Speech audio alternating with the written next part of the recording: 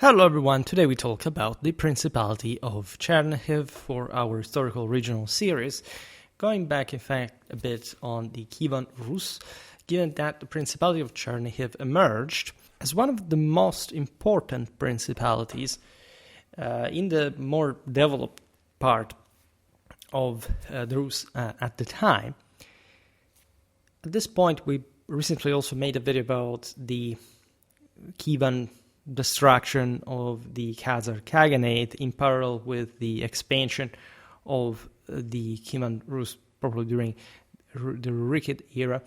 And this was essentially a federation of East Slavic and Finnic tribes unified by Prince Oleg's conquest of Novgorod. We are in roughly 862. It's a bit of a mythical past. Nevertheless, it happened. And Kiev, 20 years later.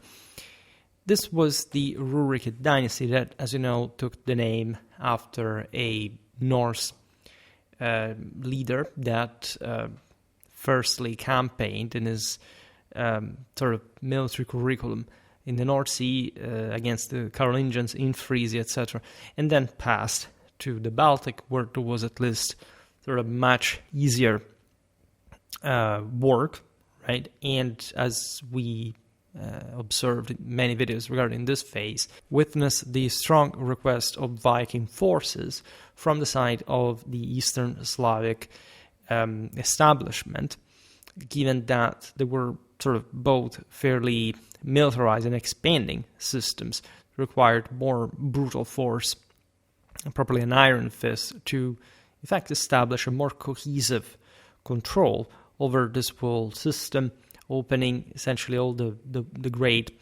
Ruthenian riverways to, say, the Black Sea, the Caspian, and beyond, right? And so clearing that from initially the Khazars, then any other Turkic dweller, especially of the steppe, and building up on the basis of such force. Positioned on the Dnieper River's left bank, Chernihiv flourished in the Desna and Seym river basins, where the Severian tribe, this was an Eastern Slavic one, built fortified hill forts like Shestovitsia, yielding 10th century pottery and amber beads from Baltic trade. Chernihiv was to rise as essentially the second most important center in the southern Rus. These were the areas that will develop the most, especially in the pre-Mongol invasion period. Then essentially development shift more toward the southwest, the so-called Ruthenian Palatinate. Nevertheless, these were massive centers for Eastern Slavic standards on the fringe of the steppe. There was all a strategical quality to them. For example, Chernihiv's proximity to the so-called wild field, the steppe frontier, made it a key defensive outpost against Pechenev raids, post-915, and later Cuman incursions protecting the Dnieper trade route to Constantinople. The strategic value of Kiev, as we've seen, as a earlier frontier area with the Khazar Khaganate, it was probably a Khazar garrison at some point that the Slavonors overthrew, owed much of its prestige and power, in fact, to the very borderland. From one side you have the forested, sedentary territories of the Slavs, and then in the south you have the steppe areas, or at least those that are more habitually controlled by and ravaged by nomadic war bands. The objective in the affirmation and consolidation of the Kievan Rus was clearing, as we just said, mostly the riverways, seizing with some war bands / garrisons at this point, because there was a very substantial amount of wealth at that point, also to maintain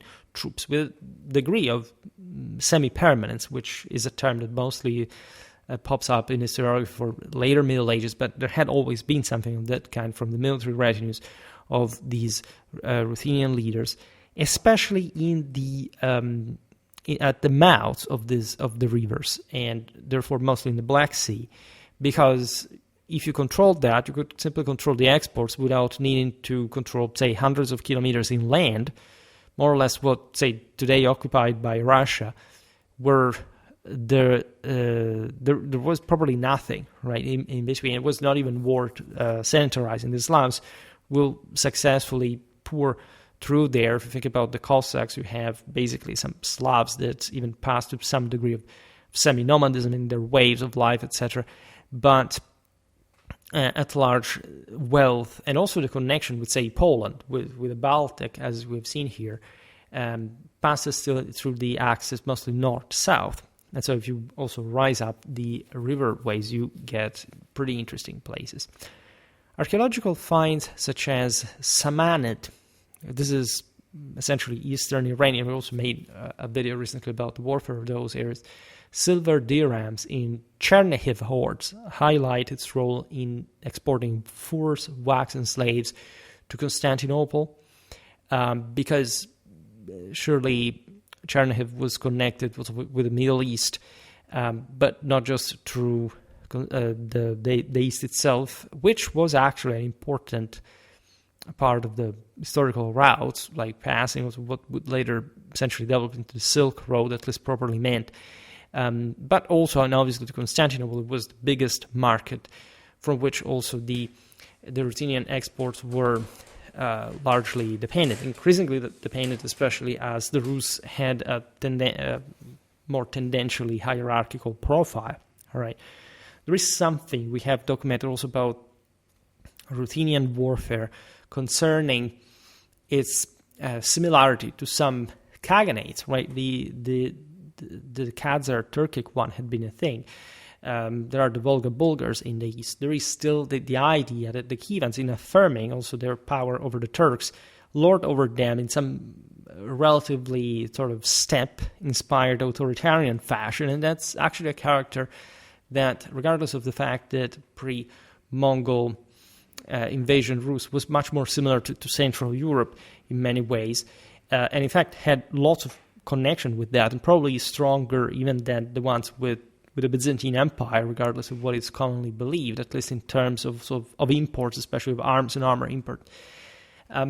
Definitely owned some quite exotically sort of majestic degree of power and of institutional posture, so to say, is extending, in theory, its force like pretty far away. We've seen, again, in the video about the destruction of the Khazar Khaganate, how it was actually not just feasible, but repeatedly successful to destroy the major Khazar strongholds on the Don and even the Volga, up to almost the Caspian Sea. This was done, say, exactly in these centuries.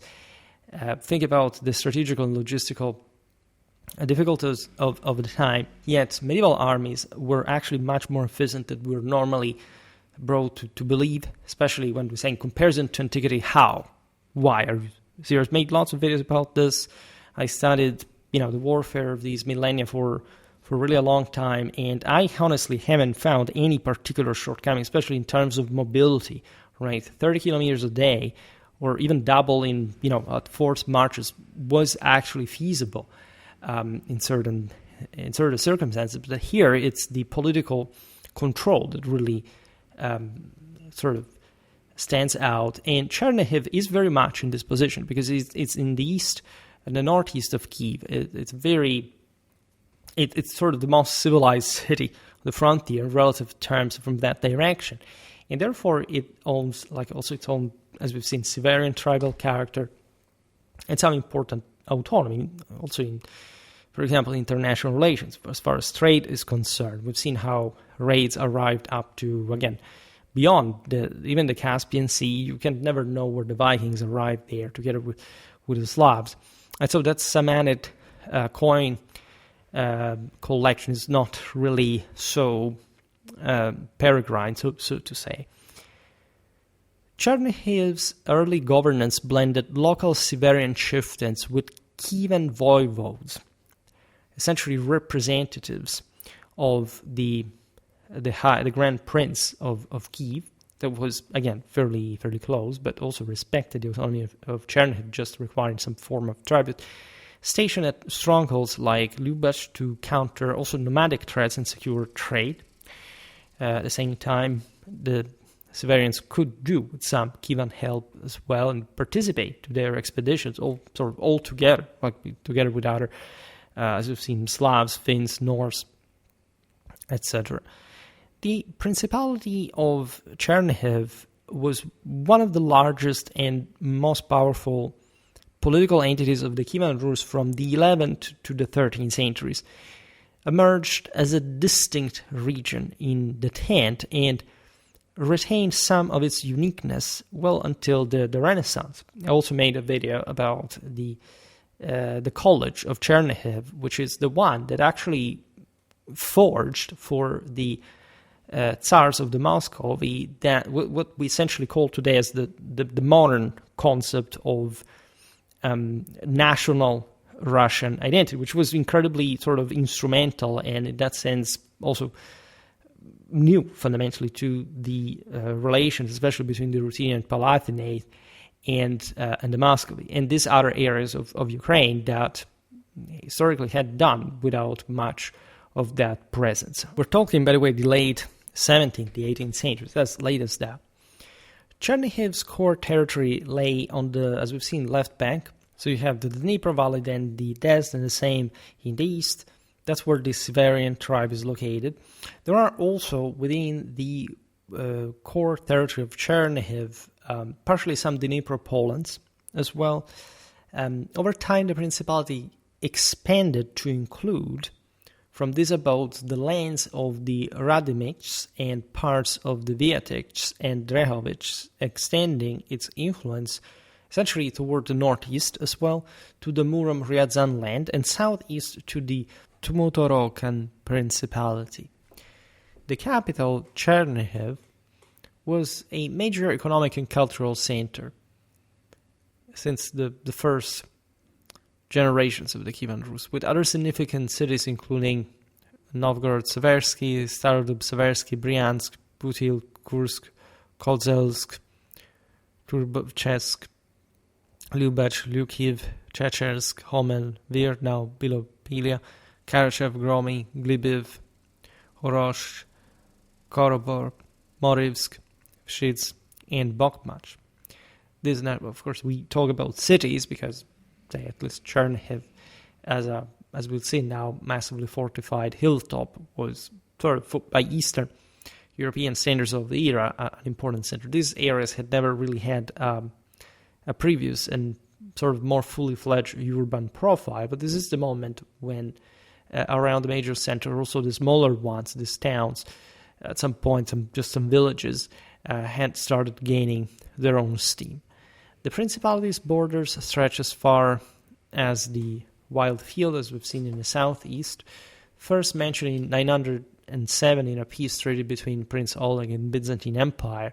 Chernihiv was noted as the second most important city after Kiev at that point, thus even more than Novgorod in the north. That will sort of go on historically as a more sort of republican commercial center. But at this point, it's in the south that most of the military and political forces will, also the socio-economical one. The aforementioned peace treaty of 907 is recorded in the primary chronicle, and it lists Chernihiv merchants among those securing 10,000 silver pieces from Constantinople, with excavations revealing Byzantine amphora and glass beads in the city's 10th century marketplace near Desna. Oleg's voivodes at Lubech, a fortified outpost with wooden palisades excavated in the 1990s, defended against Pechenek raids, which Arab chronicler Ibn Rustan notes intensified after 950. The Pecheneks were basically the next sort of Turkic wave, or at least a more broken people than the Khazars, that however partially absorbed the remainder of the latter, remaining always sort of in this steppe frontier that we described before. So it was important to at least consolidate the the local fortifications to prevent Pecheneg raids across this land, targeting all the various markets that we have highlighted. I made also a video about the auxiliary role that, of course, the Pechenegs and other Turkic populations, very difficult to sort of entangle all the various groups from the steppes. Everything is, think about the Povlotsi, that is the term. There were, however, elements of these that were, first of all, the entire people was lorded over as a sphere of influence from Kiev. Many Turkic fighters served as auxiliaries in the Kievan armies at this point were to rise as some of the most powerful, especially in the 11th and the 12th century in Europe. The same Ruthenians had an important amount of mounted capacity, including heavier cavalry. That's why I also was mentioning Western imports like German blades, armor, and more were very appreciated. We have a pretty solid archaeological evidence of this.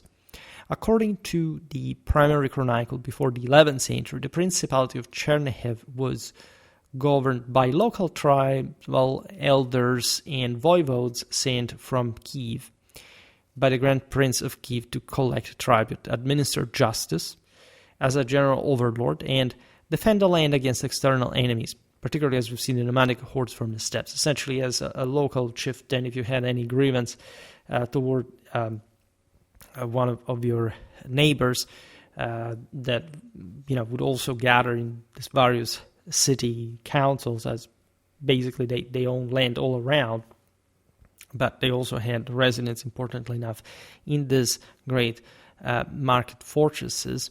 The Kievan representatives could help bring in justice, especially when they were waging war around and passing also through Chernihiv. It was a pretty traditional way to go. These societies were very oligarchic since the beginning. There is a divide in Eastern Europe between these fortified strongholds, these Kremlins over the major riverways and the surrounding countryside, because it's not merely just a great sort of tidy expanse of latifundia. It's a very inhospitable area in many parts. In parts it's very forested, in parts here is also very swampy. As we've seen, there are lots of woodmen community, etc., that do not respond to the levy of these strongholds that actually have pretty impressive militias, especially in terms of material wealth. The princely authority is mitigated by, in fact, the wealth of the local third estate. There is some proto-popular Republican struggle, in fact, from the lower start of the population, but there is also no doubt that the actual guys in charge are the nobility, the princes. This is very well sort of ingrained also as a mentality. Mostly we highlight this because you see, we were saying it before, the parallelism with Central Europe, Poland, Germany as well. These are countries where the nobility will always basically rule without much of a challenge, and did not really allow, especially in certain areas, for an enormous third estate development. In the separation of sort of Eastern Europe, especially in the 13th century, where the Mongol invasions becomes even more evident, because these cities that already had an important level of political instability, because they weren't really fully fledged states, for example, was significantly undermined by, in fact, the Turco-Mongol influence that disintegrated also general stability. There is also the great crisis of the mid-14th century, so Mongol tributes plus the proximity to possible offensives. As as we will see now, Eastern Europe will largely fall into the hands of the Lithuanians, and especially, again, the Ruthenian Palatinate, the more developed parts of the Rus. Right, but originally here, there is some almost egalitarian origin of the same Slavic nobility for a while due to the prosperity of these local centers. It's already very much aristocratic. It will essentially sclerotize in an oligarchy, but it will also, in fact, lead the Rus pretty far. 1024, This is a very important date because Mstislav Volodymyrovich, son of Vladimir the Great, himself arrived from Tmutorokan and established his rule over Chernihiv after defeating his brother Yaroslav in the Battle of Listven. You can just imagine, let's say, what a clash this era between the same Ruthenians, the same Rus would be. These power struggles were very much connected, of course, with the support of the local cities' regimes. So obviously it would be different factions within the same city, and a constant, we've seen it also in other videos like the ones on Galicia, for example, of chronic instability, especially from the late second half of the 12th and 13th century, where the strongholds retained always a very important degree of power. Here called the strongholds, again, these Kremlins. And while there was, of course, a nominal overlordship over many of these powers at a time, entire chunks at some point, I don't know, Kiev, Volodymyr, like you have lots of different deals brokered between these elites across the centers, but there wasn't really ever much of a fundamental stability. After this great phase of expansion of control over Eastern Europe in the 10th and 11th century, there is the most obvious realization that the distribution of power had not been uniform, nor territorially, nor socially. There wasn't much like of a state, just a principle of seniorate that had historically been fueled by also military aggression, and that on the longer run highlighted these issues. I don't say this to sort of say, oh, well, Eastern Europe did not work. It did not work, of course, in comparison to, at that point, Central Europe already, Western Europe even more. But it was completely normal because these areas had historically been less populated, less interconnected.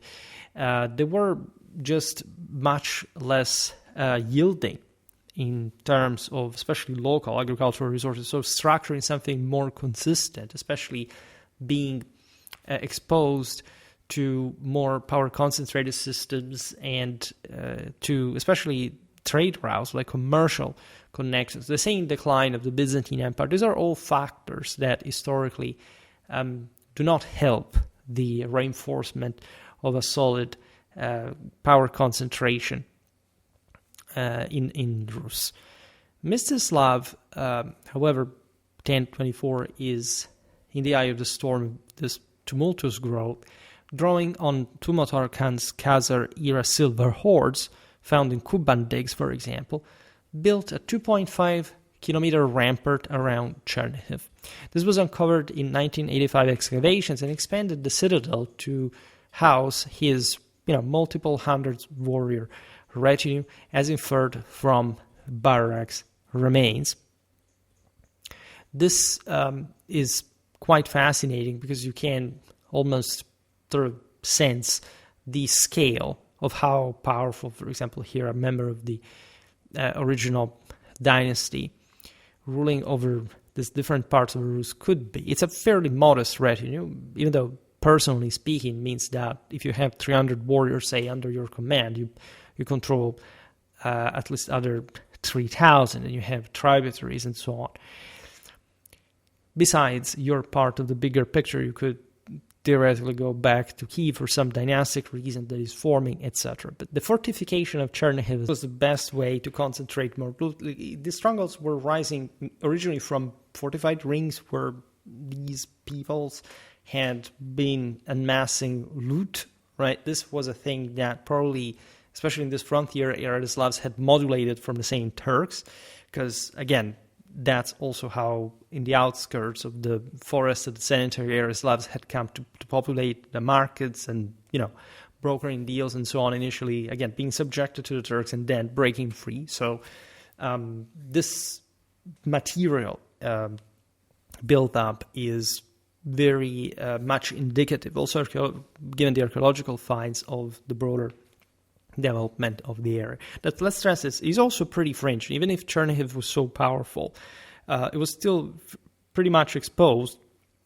also not just to the Turkic, but also to the other Slavic frontier. That was not this, great deal of this explosion of wealth and power. But that's why, in fact, those tribes had remained more unstable, more dangerous, and to secure things like fortifying, building up not just material power, but in fact manpower, errant warriors willing to fight for you, would do.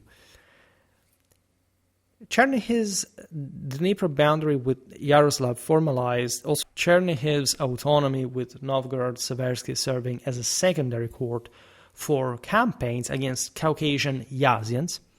This is also incredibly fascinating because the Yazyans were an Iranic, nomadic, semi-nomadic people of the Eurasian steppes closely related to the Alans, in turn an offshoot of the Sarmatians. As you know, we made multiple videos about them, possibly connected to the broader Scythian cultural horizon of course, once upon a time, because now the Turks had dreadfully sort of taken over these areas. They were pastoralists, known for their horsemanship, warrior traditions, of the whole package. They were essentially a tribal confederation inhabiting regions in the North Caucasus, a bit like the Ossetians, and the Pontic-Caspian steppe as well, and parts of the Kuban river basin during this period, roughly between the 9th and 11th century. And there are, issues about their etymology, say that they're ethnonyms, if anything. But the important aspect of this is that Chernihiv laid, as we've seen on the southeastern frontier, could launch and would launch raids, as we explained before, also of some important regional, or at least Chernihiv didn't have a regional powers of all, because that was framed within the broader Kievan one, but together with the Kievans, and also just in their own provincial scale, they would actually launch offensives, raids, and so on. And you don't have to imagine, you have to imagine somebody like, of course, Mstislav doing things of this kind with his own aforementioned retinue, which is a pretty robust force to go out there with. Then forcing broader levy for up to the Caucasus was not much of a thing, but plundering around, right, and following the paths of other errant war bands at night was really a thing, given that we are still in the rising phase of the Rus.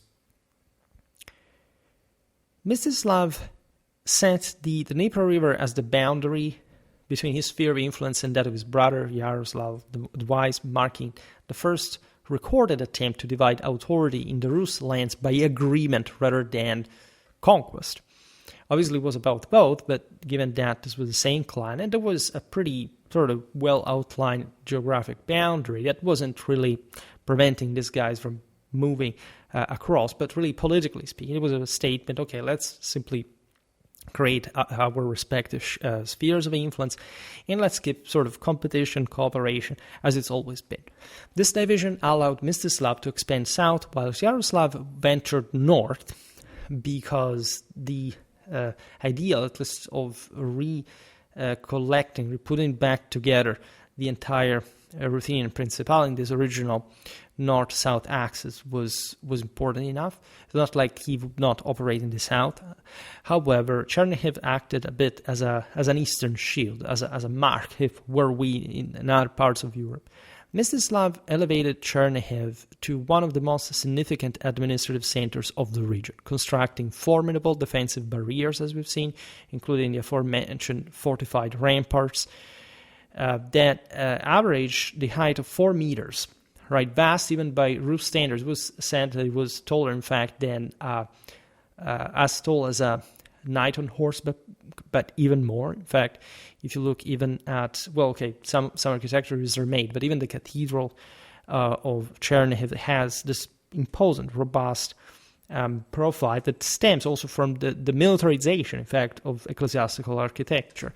It's something that we see also partially in the West, but in the East was more characteristic, also because everything was on this mostly elevation over the same riverways, and they were within the enceinte.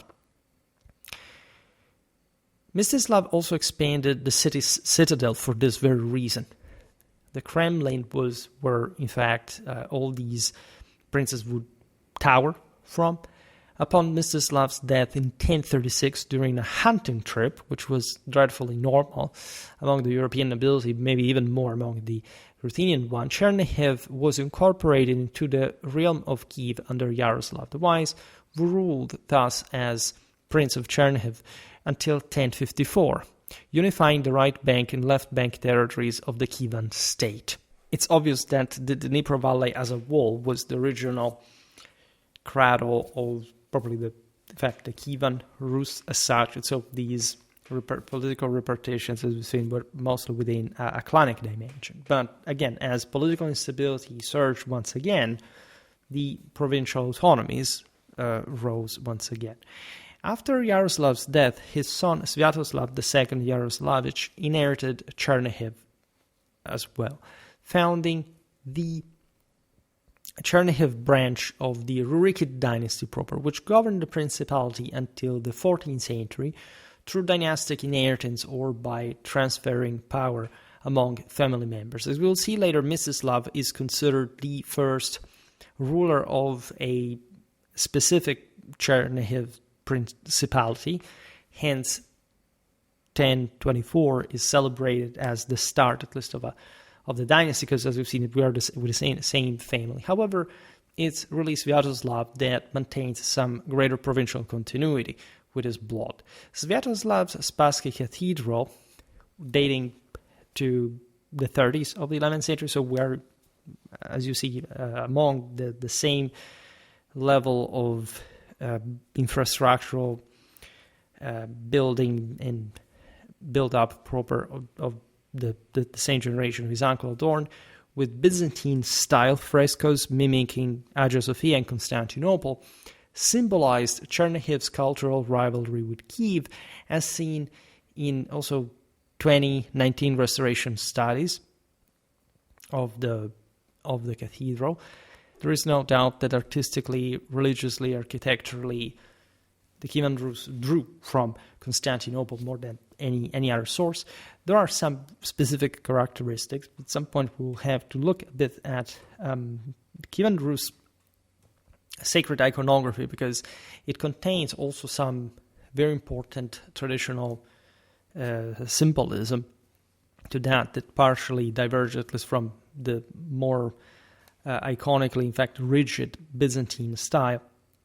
Sviatoslav's daughter's marriage to the Kuman Khan Tugor Khan in the 70s of the 11th century is a big deal. Forged alliances to counter Kiev's Vsevolod, with Kuman horsemen aiding Chernihiv in the Yaroslavich wars per the Hypatian Codex. This shows again how much this frontier area not just was yet to be properly tamed, pacified, but how the same Kumans that were among these other areas, we've seen Pechenegs, Uzes, there were lots of them, Turkic populations, were historically close, right, to the point of also dynastic intermarriage. I know that many of my followers are more interested in race than anything, so this seems shocking, but naturally at the time, it was more about noble blood, right? The same Byzantines had made sort of marriages with converted Khazars back in the day, converted to Judaism, and then eventually married with a Christian, right? So here, the sort of realpolitik, the Machiavellian political necessities of the region take over. It was not a totally normal event, admittedly, because indeed ethno-cultural divides did exist, but at the same time there were peoples also historically very much close to one another. And there is plenty of, in fact, intermarriage documented, just like, I don't know, for later Moscow with the Mongols and all this stuff. During the civil war of the Yaroslavich you just mentioned, Chernihiv was contested between the sons of Sviatoslav and Vsevolod. That, as we've seen, had triggered in this further fragmentation the war itself as essentially the struggle for Chernihiv itself. The matter was settled at the Council of Lübeck in 1097, where it was decided that Sviatoslav's son Oleg, also known as Mikhailo, because these guys were getting now the Christian name on top of the original one, and in fact David Sviatoslavich and their descendants, the Olovich house would secure the principality. As you understand from the same deal, you realize that it wasn't just one of the brothers even that was to succeed. These were the children of one of the brothers that started the war, but they both succeeded. And so this also shows a typical, at least Slavic at this point in history at least, succession dynamic, that is to say, the idea of the primogeniture succession was probably not much there. It was mostly a situation of power sharing between siblings, also, with the succession, say, of the brother as opposed to the elder brother's children after his death. So this is also normal. But what is important here to take is the fact that the decision of that piece granted Chernihiv a degree of further autonomy and institutional profiling. The authority of its princes remained significant, allowing them to retain the prestigious title by the way of Grand Prince of Kiev at various times, because, again, it's incredibly complicated. It's almost worse than, Iberian monarchs, aside from the similarity in name of the individual rulers, the different numbers, and so on. It's really about the fact that that guy was nominally recognized here, there. And it's not like we even have a very strong evidence and documentation about this specific claim. So we don't know what was in detail happening in all these various cities across the Rus as far as that claim to overlordship was concerned. But since Chernihiv was so close to Kiev, it definitely shared this level of prestige with the seigneurial center of the of the principality. The Chernihiv Rurikids ruled Kiev under Sviatoslav II Yaroslavich, 1073-1076. His grandsons Vsevolod Olovich, 1139-1146, and Ihor Olovich, 1146-1147, Iziaslav Davidovich, 1157-1161, Sviatoslav III Vsevolodovich, 1176-1194, with interruptions, by the way, because they were routinely called to rule over the stronghold, then expelled. Then Vsevolod Sviatoslavich Cherny, 1206-1212, with interruptions as well. And Mikhailo Vsevolodovich, 1238-1246, while they or their relatives maintained direct control over Chernihiv in the meanwhile, right? This tells you also why Chernihiv was so important, because it became routine, regardless of its own autonomy, to have contemporary, like a ruler was the Grand Prince of Kiev as well as the Prince of Chernihiv.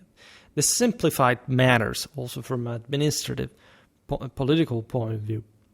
The Principality of Chernihiv was later divided, however, into three main appanage principalities, not just because of its power, but of course because of the further entrenchment of its own dynastic branches: Chernihiv proper, Novgorod-Seversky, and Murom-Ryazan, which, as you know, are also, again, pretty vast areas in the east. Tmutarakan, due to its remoteness, was frequently contested and eventually fell under Byzantine influence, even partly due to the failure of Ihor Sviatoslavich's campaign in 1185, famously chronicled in the Tale of Ihor's Campaign. That is also an incredibly important text as far as the imperial tradition is concerned. This guy, by the way, what Tmutarakan is, is this center on properly in the passage of Cimmerian Bosporus, linking the Black Sea to the Sea of Azov, right? It was the site of the Hellenic colony of Ermonassa. These were, quite strategic areas because it closed the Azov Sea, important fortress on the Taman Peninsula, where the Kerch Strait is. It's as if Chernihiv had projected its power south further toward the Azov Sea, whereas Kiev would do it mostly towards the Black Sea as a whole. And as we've seen, it's also closer to the Caucasus. That's always the attempt, sealing off this part because there are lots of branches of the intercontinental trade that pass through there. We will see this better, by the way, in videos about some point also the Kingdom of Hungary, because when you think about which kind of control and power did this guy have in intercontinental trade, well, consider that Hungary, for example, from the Black Sea, received at the Danubian Delta one of the most important, although sort of last, sort of westernmost traits of the branches of the Silk Route. And these passed obviously through the same Black Sea, both north and south, without mentioning all the political leverage that whoever controlled the steppe between the Black Sea and the forested areas of the Slavs could have in terms of who could pass or not towards the Byzantine Empire. So an enormous level of political leverage that in this case the Chernihivans were basically controlling in their own provincial, but also more than provincial abode. Igor is the guy that really, as a werewolf, is an Apollonian ruler in the day, but goes out there at night, owling, right? And as a proper Ulfvednar in this still essentially Slavo-Norse tradition. And I discussed this in the video about the Ulfvednars and their historical role, and that was mostly about the Germans. But here, aside from the Norse inheritance, we actually acknowledge a very important Slavic werewolf tradition. We'll see this better also in the Balkans. We were talking about it the other day as far as Serbian-Hungarian warfare was concerned.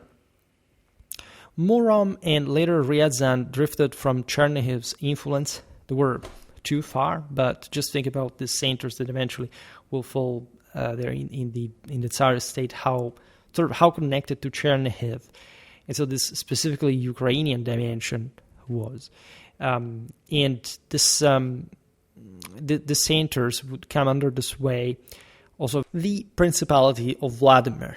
That will be also the one essentially trying to act as if they were parallel to Kiev, and that eventually Moscow took sort of the fiction that they had somehow inherited the archdiocese of the entire Rus, while the rest of Ruthenia went on as if nothing were, by the way. And this is why, by the way, the Metropolitan of Constantinople was both imprisoned by the Ottomans and the Muscovites, which is quite interesting. He was technically the guy who had to legitimize the event. Now, in the 11th to mid-12th century, though, so a couple of centuries before, or even more, Chernihiv's foreign policy focused on the southeast, as we've seen, targeting the Don, the lower Volga regions. In fact, as we were saying before, the actual destruction of the Khazar Khaganate had likely started as a base of operation across, especially like Kiev, all this area, but also Chernihiv as sort of the most expandably sound logistical hub. The Caucasus, too, was reached by the Ruthenians. I made an entire video about Caucasian military history, mostly military culture, rather, at this point. And we've seen how heavy the Ruthenian influences are, intermarriage also there. And to Motorkan, as we've seen on the Black Sea. Relations with the Cumans were complex, alternating between alliances in foreign and internal wars in opposition to Chernihiv's eastward expansion at the same time. In any case, the Rus had the upper hand on these peoples. As eastern ties weakened, the Chernihiv princes shifted their attention northwest. They realized that given the instability that was chronically characterizing the Rus at that point, pushing too much in the eastern frontier was not as profitable as now holding sway over parts of the more developed part of the Rus, becoming guardians and even sovereigns over the Polotsk Principality in Belarusian lands. That is far northwest, in the white part of the Rus. However, also here the attempts to consolidate influence in Novgorod the Great were unsuccessful. There was just a limited range, especially of operational capabilities, so establishing ties was something, but affirming themselves as far north as Novgorod, that also basically held sway over, up to the White Sea. From air, we don't even know technically how far the Slavs arrived in the north. However, there was an incredibly large, in fact, attractional capacity of Novgorod, especially as far as furs, trades, say slave, timber, that there was the Amber Road connection that arrived up to Italy, that passing through the empire. So there is definitely, these are the tendentially also the years at the beginning of the Hansa, and at least this passage from essentially the Viking era Scandinavian dominated north to the German expansion, the Ostsiedlung, also in the Nordsiedlung as well, German merchants reaching very far and being actually the ones that also come in arms at some point and maintain the greater civilization in the Baltic.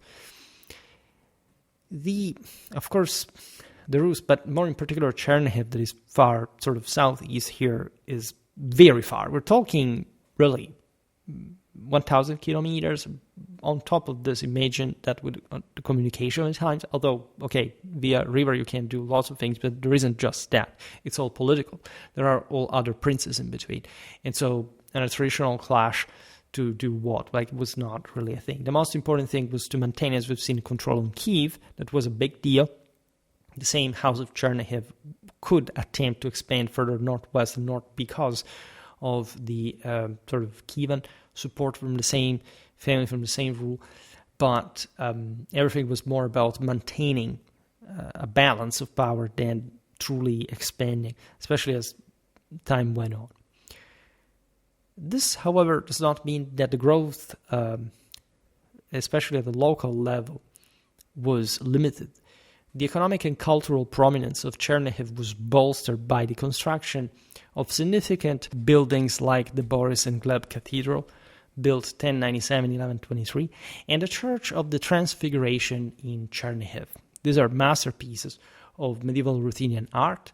The Boris and Gleb Cathedral, with its 5-dome Byzantine design and marble altar from Constantinople itself, served as the Olovich necropolis, housing Sviatoslav Yaroslavich's tomb.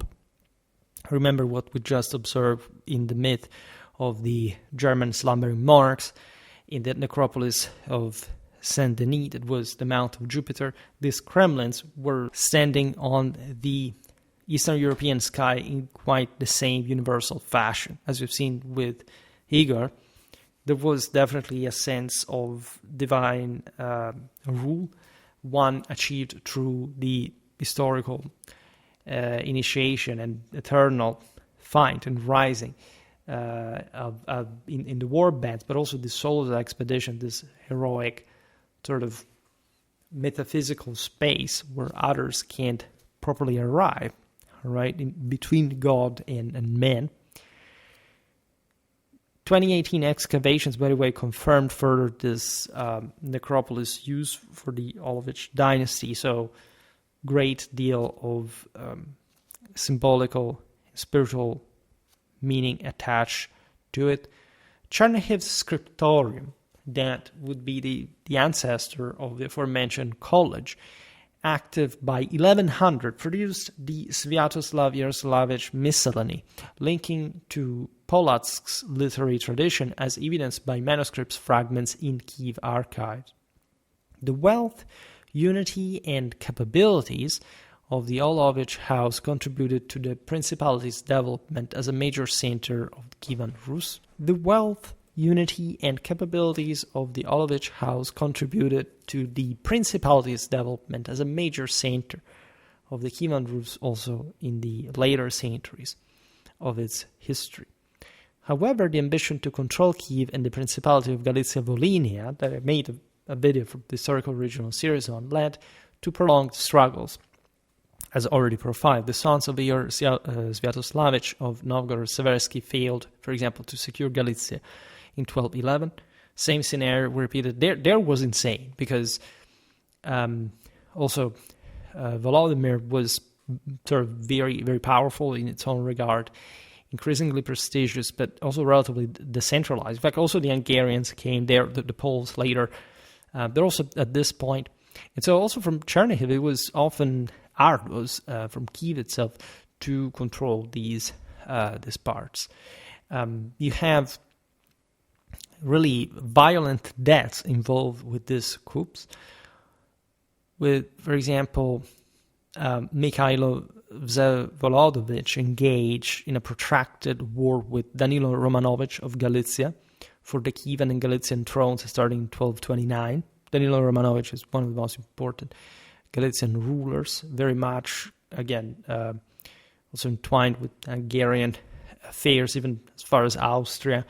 That's fascinating because the contacts with the papacy as well were increasing, with the empire were increasing. And there was a general need here, that is, to escape also from the Mongol onslaught. In fact, this is the most terrifying moment. This Voipagania concept, right, of the Black Hats, of peoples that had always been neighbors of the Rus, the Turks at the fringe of the Slavic territories. In other words, escaping themselves from the Mongol invasions of the 30s of the 13th century, were to overrun everything. I made so many videos about Mongol warfare that, however, are never enough. This incursions was led by Batu Khan that devastated the Kievan Rus at large and somehow, again, destroyed some of its core structural autonomy,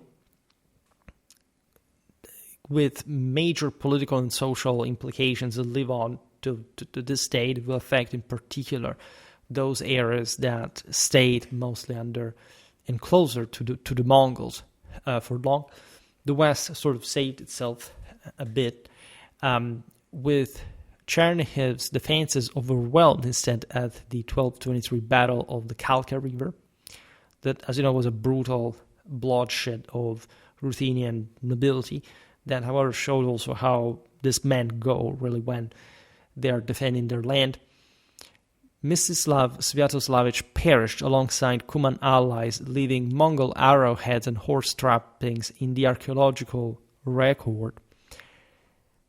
The 1239 sacking of Chernihiv was also one of the most traumatically brutal events in medieval Eastern European history. That also was not, as we evidence, particularly peaceful region. This bath of blood left mass graves near the citadel and chariot layers excavated in the 2000s, marking the city's decline. You find lots of interesting pieces of evidence from that generation, massive catapults that would have been equally used by both sides during siege warfare.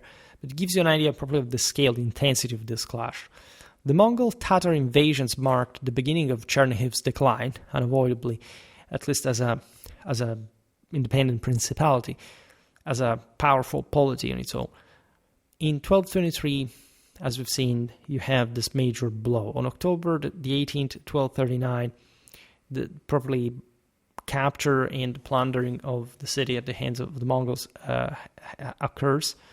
The current prince, Mstislav Hilbovich, that had succeeded Mstislav Sviatoslavich, escaped on that occasion to Hungary. It's relevant because Hungarian rulers also fled to the Adriatic Sea when the Mongols arrived, so fleeing west as much as you can, together with lots of Cumans, the notorious, that were settled by the Hungarians in the Carpathian Basin, properly the Pannonian steppe, that point. In 1245, Rostislav Mihailovich, that was a Chernihiv pretender to the Galician throne as well, was defeated at Przemysl, properly at the gates of the city, trying to establish, in fact, a proper rule on Chernihiv through these western grabs, which, again, were mostly connected not to the weakness of, let's say, those areas. At least they were very politically fragmented, but also very rich, and so they were the best target, even from Chernihiv and across, given that, as we've seen, these were also rulers of Kiev at the time. However, the Mongol issue was also the reason why these rulers tended to move west. At this point, a proper road to the establishment of a proper Greek Catholic Church. This is often said, well, it really happened later in the 14th century when the Patriarch of Constantinople also allowed the Galician church to be on its own. That's also another aspect that shows how there hadn't been really a sort of a migration of metropolitic see to Vladimir, as a matter of fact.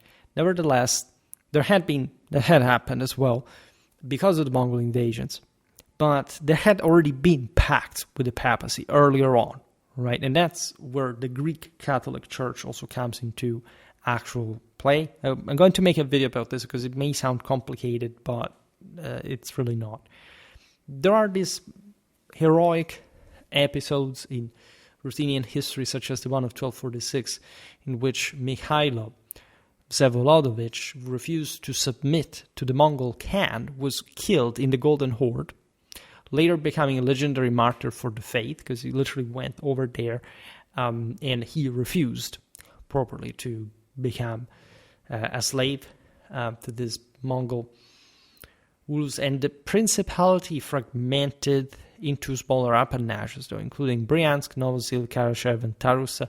Felt also the direct control of the Golden Horde at a point. At least the Golden Horde retained control of the steppe areas where Chernihiv had, as we've seen, held its way. These sedentary areas pay heavy tribute. They're more exposed to the Mongols. They're surely very influenced by that, but they're not quite under the Golden Horde in a direct sense. Bryansk emerged as a new center, as Chernihiv, devastated by the Mongols, could no longer fulfill that central administrative role it had previously enjoyed. Part of the population migrated north, contributing to, as we just said, Bryansk's rise as a new center. In the late 13th and early 14th centuries, the principality was governed by Rurikid princes of the Chernihiv house, still such as the Roman Mikhailovich of Bryansk and Chernihiv, 1263-1285, before passing to the house of Smolensk. As Mongol power weakened, the Grand Duchy of Lithuania, however, under the Geminid Prince Algird, however you want to call him, absorbed Chernihiv through his 1355-56 campaign. This is after the Battle of the Blue Waters. Some people say, well, it never happened. Well, let's say, why did the entire Ruthenia fail in the following years en masse in what would become, in fact, the largest territorial state in Europe at the time, the Grand Duchy of Lithuania, that installed garrisons as Novgorod-Seversky, as recorded in Lithuanian charters. This is a massive turning point, not just in Ukrainian, but in Lithuanian history, because Lithuanians basically were civilized by Ruthenia. They adopted the old church Slavonic as their own administrative language. Right? You would think, well, use Lithuanian. No, they use the way more advanced Ruthenian administration of lands like Kiev, Chernihiv. They're all under their control. In this also powerful coming back against the Golden Horde, the Mongols, the Tatars. I made a video this summer that recapitulates a little bit how this expansion occurred from the 14th. In fact, this was the foundational moment to the 16th century, with Poland also getting ever more interested in the western part of Ruthenia. This allowed, of course, for the Ruthenians to partially thrive, unlike under the Mongol control, because you cannot explain this collapse also of Mongol authority, at least the enormous expansion of Lithuanian power, without realizing that it was the Ruthenians who consistently backed the Lithuanians. That, by the way, in a few generations will officially convert to Roman Catholicism as well.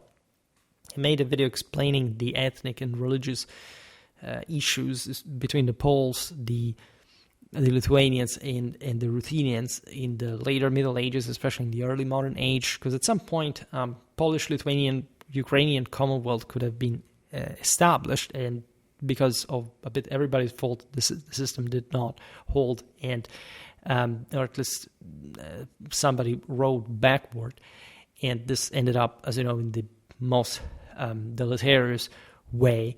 However, this phase is fundamentally one of stabilization. The Mongols were powerful and ferocious and whatever, but as we've explained in many videos, it's not like they had the actual upper hand on sedentary civilization. They never even ventured, if not tangentially, cursorily, for example, in the forested areas, right? The Mongol cavalryman there is scared of those forest-speaking Slav and having, ambushes and guerrilla at every single corner on a terrain. It is definitely not the best for the steppes tactic. So there's no doubt that the Mongols had a very advanced military and everything that really impacted world warfare to a very important degree in the history of the art of war. But, right, once they stopped their ways, they immediately disintegrated. The Golden Horde had even his sort of oil wells pretty close,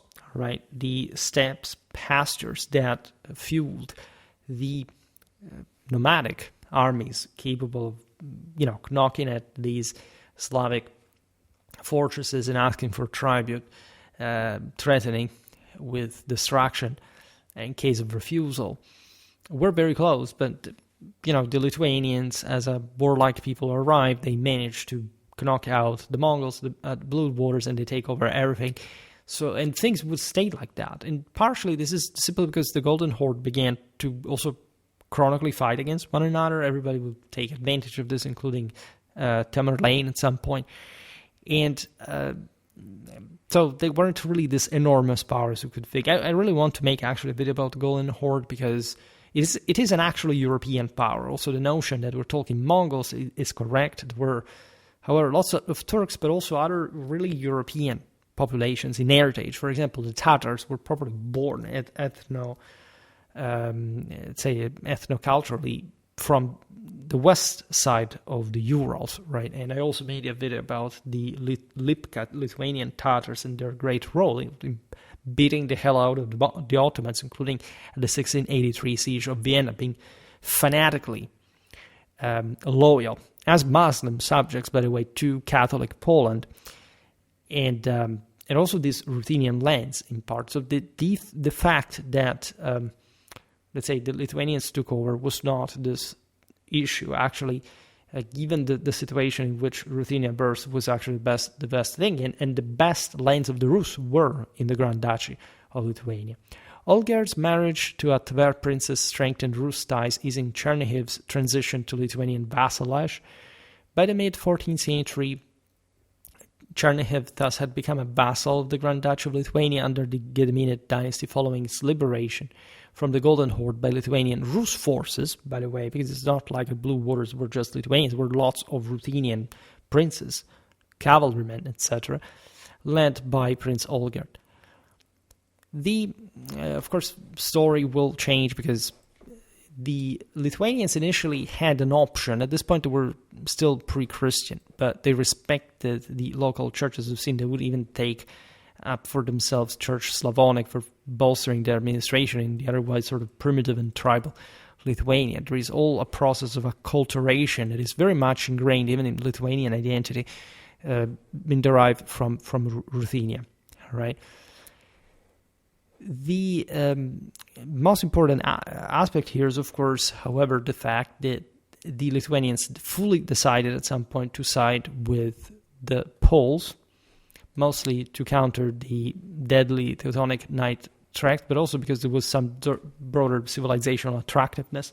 The same pre-Christian Lithuanians had been friends with the Pope from a long time, right? And that was very clever because the Pope, could negotiate with the Lithuanians the terms for the Christianization of their land, and so easing at that point the Teutonic weight on that, also because the Teutonic Knights were very autonomous to some degree, especially since the Holy Roman Empire had somehow fragmented further in all a set of principalities by the mid-14th century as well. Imperial authority was much less sort of reaching and sort of connected also with those moments of friendship with the papacy. I made some videos explaining how even the Bohemian kings, like Ottokar II, held sway over the Baltic, and fundamentally the Teutonic Knights had in them their point of reference as opposed to an emperor that was not even elected at that point. So what I would like to stress is that these Ruthenian lands are largely influenced by the West, and this has been often sort of overshadowed by the later Abbads. Muscovy rose to power in all these lands gradually. Look, there is all the map that shows how much they expanded in Siberia. It wasn't nothing, as much as there is nothing practically almost still today. So the most important game was played, of course, in the West. Roman Mikhailovich, likely himself of the original house, ruled as an appanage prince in Chernihiv until his death in Smolensk in 1401. During its time under the Grand Duchy of Lithuania and Rus, the Chernihiv lands changed hands, however, still multiple times. In 1496, Grand Duke Alexander Yagello of Lithuania granted Chernihiv to Prince Semen Yanovich of Mozaisk. This was a Moscow emigre seeking political asylum due to wars with Moscow's Grand Prince Ivan III. So here we are at the very end of the Middle Ages. In fact, in the year 1500, Semen defected to Moscow again, along with other Severian princes, triggering at that point also actually a Muscovite-Lithuanian war of the many that were historically fought, by the way. These were ferocious struggles. You can imagine really in the middle of nowhere. I mean, imagine, I don't know, today's Western Russia in the year 1500. I mean, something, of unspeakably radical, traumatic primitivity and brutality with that flavor of heavy Mongol, character that the Muscovites had been the ones who absorbed the most really of all these Ruthenian principalities. That April, Chernihiv was occupied by Muscovite forces, and by the 1503 peace treaty, all Severian cities were ceded to the Muscovite power. After a century under Polish suzerainty, Chernihiv thus became part of what would be essentially the Tsarist Empire. The legacy of Chernihiv's princes endured with descendants like the Vorothinsky, Trubetskoy, Obolensky, Volkonsky, Yeletsky, Odoyevsky, Mosalsky, Baryatinsky, Dolgoruki, and Reptin families, forming a significant part of the high nobility in the Tsardom of the Muscovy and later, in fact, the Russian Empire. Which doesn't mean, by the way, they were considered, in fact, simply Russian. And Chernihiv, and I made an entire video about that, was in fact the place where, in order to accommodate the Muscovites' requests, that sometimes were literally also far, right? Here, yes, they are from Moscow, like a few hundred kilometers or something, but it took a long time before Moscow could actually control directly and permanently this area. It's not like Moscow was, as you know, emerging from a tougher background from the Western one. The West in Ukraine had always the greater level of development. It was all a very sort of client state, tributary, sphere of influence kind of game. And it would continue for an important time because Russia would remain feudal up to very, very late in time historically, the 19th century as a matter of fact. Interestingly enough, recent archaeological and historical research, including 2024 commemorations of the 1,000-year history of Chernihiv's dynasty, as we've seen with Mstislav in 1024, establishing the Chernihiv, in fact, ruling house, has underscored the Principality's role in shaping medieval urban and political structures in Eastern Europe. There is an enormous cornerstone of footprint of what today is properly Ukrainian culture, informing the entirety eventually of what also would become, because of this specific intellectual, philological, historiographical fabrication in the College of Chernihiv in the 18th century, probably the concept of our modern Russian nation that did not exist before.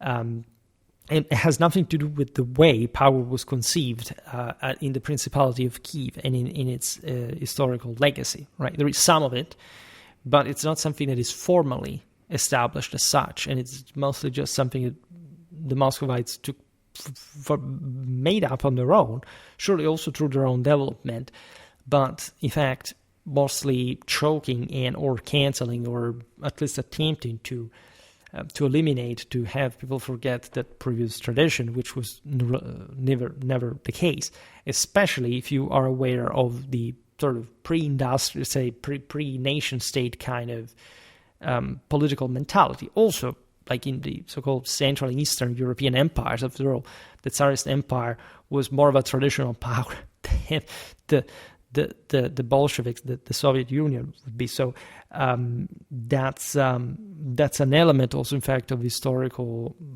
sort of maintenance of, regardless of course, of the imperialistic brutality of the Muscovy, but of some, in fact, level of autonomy, exactly as a level of shortcoming of those previous regimes functioning. All right, this was incredibly relevant. And again, I have an entire series about the history of Ukraine you can watch if you're interested. Chernihiv's architectural and cultural heritage, including necropolises, is under consideration for UNESCO World Heritage status in particular, which would be really very well deserved. And we all hope to walk in Chernihiv in the most peaceful times. This video, I don't know, sometimes I make... like this is the historical original series, and I can't say that I was very active with it recently because we made lots of different sort of sometimes more hyping or special kind of research stuff and so on.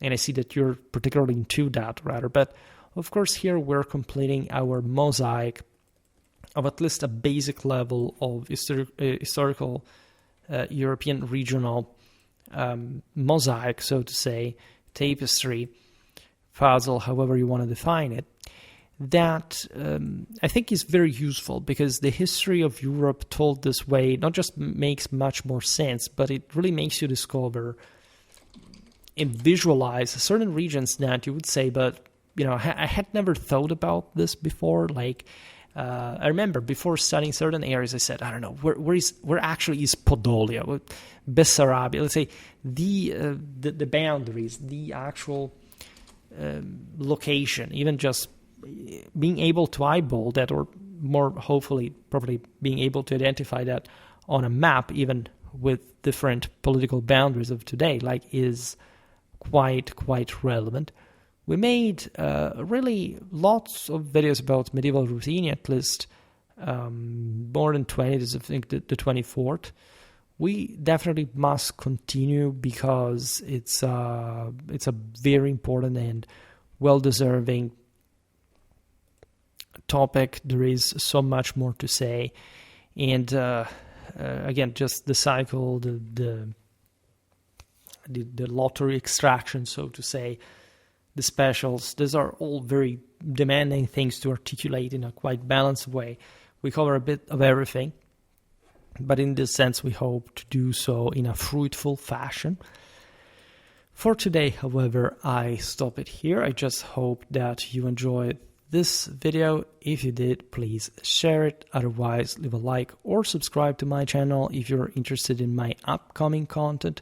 As always, I thank you heartily for listening to me. I wish you a nice time and see you next time. Bye.